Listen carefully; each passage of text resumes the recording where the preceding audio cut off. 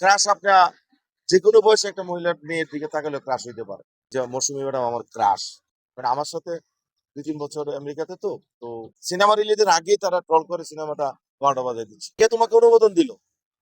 Digital আইনের বিষয়ে তো অভিজ্ঞতাই নাই।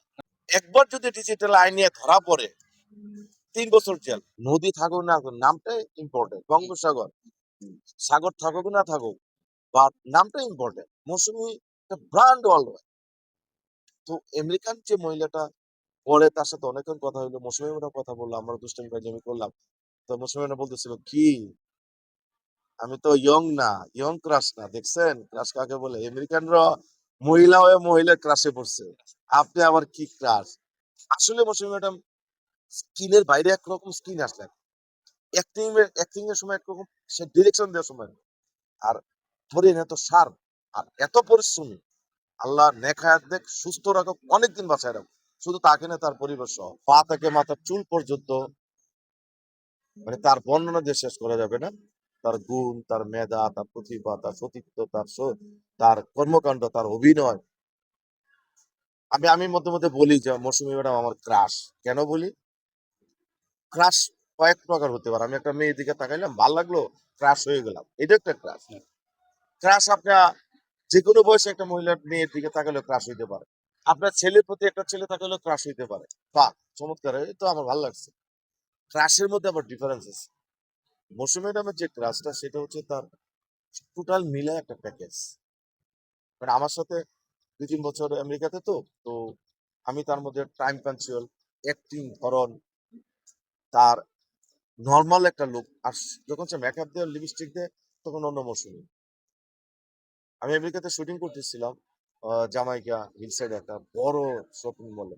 আমেরিকান একটা মহিলা অনেকক্ষণ তাকায় রয়েছে। তো আমি কাছে যেয়ে বললাম যে, "anything wrong?" "No, no, no, guys very nice." কর্মকাণ্ড হচ্ছে, আমরা প্রতিবাদ করছি না। প্রতিবাদ করা উচিত না? সিনেমা রিলিজের আগেই তারা ট্রল করে সিনেমাটা ১২টা বাজায় দিচ্ছে। কেন? তোরা কে? কোত্থেকে আসছিস? আগে একটা সিনেমা বানা, তারপর কম্পিটিশন আয়। সিনেমার নামটাই তো উচ্চারণ করতে পারিস না। তাহলে এই যে একটা শ্রেণী দিন দিন বেড়ে যাচ্ছে। আর কোনো কিছু নাই। সিনেমা নিয়ে তারা রিভিউ দেয়, নায়ক নিয়ে দেয়, নায়িকা নিয়ে দেয়, বড় বড় সেলিব্রিটিদের খোঁচা মারে, উল্টা পাল্টা লেখে এটা বিভিন্ন জায়গায় ছড়ায়। আরে ভাই এটা কি? এটা স্বাধীন দেশ। কে তোমাকে অনুমোদন দিল? ডিজিটাল আইনের বিষয়ে তো অভিজ্ঞতাই নাই।